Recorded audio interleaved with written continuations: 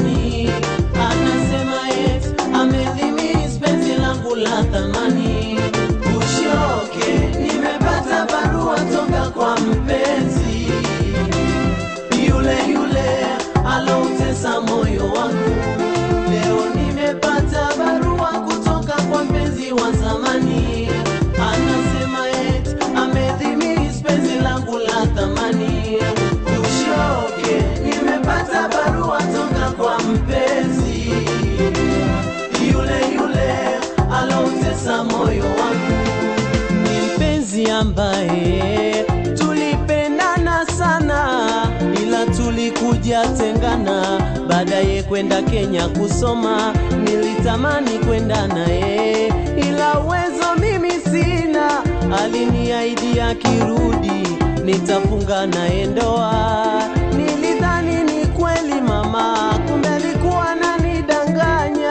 Nilidhani ni kweli mama, kumbe alikuwa ananidanganya.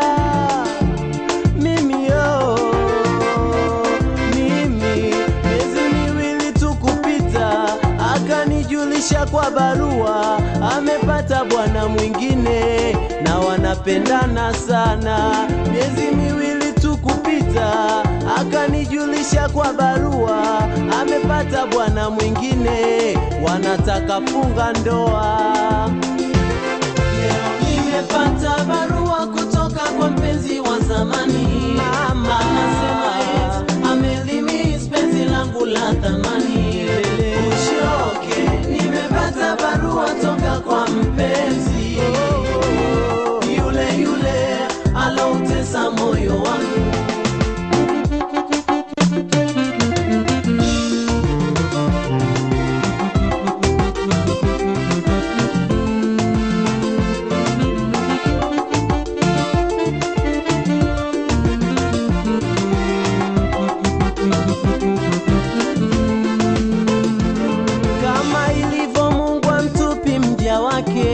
Mama akanijalia nami nikapata bibio. Kama ilivyo Mungu amtupi mja wake, mama akanijalia nami nikapata mpenzio niliyompenda, aliyenipenda, niliyemthamini akanithamini, mwenye kuninyunyiza marashi ya upendo na kunitoa shombo la uchumba hewa, mwenye kuninyunyiza marashi ya upendo na kunitoa shombo la uchumba hewa. Sasa leo hii mama, nimepata barua toka kwa mpenzi wa zamani. Anasema ya kwamba anataka eti kuwa nami. Nitafanya nini mimi na nina mpenzi sasa? Anasema eti Mungu anasamehe na mimi nisamehe pia. Eti Mungu anasamehe na mimi nisamehe pia. Kumpenda bado nampenda, msema kweli mpenzi wa Mungu, ila nachofikiria mimi ni mpenzi wangu wa sasa. Mimi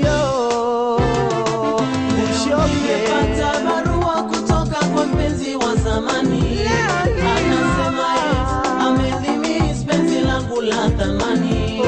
Ushoke, nimepata barua toka kwa mpenzi, yule yule aloutesa moyo wangu.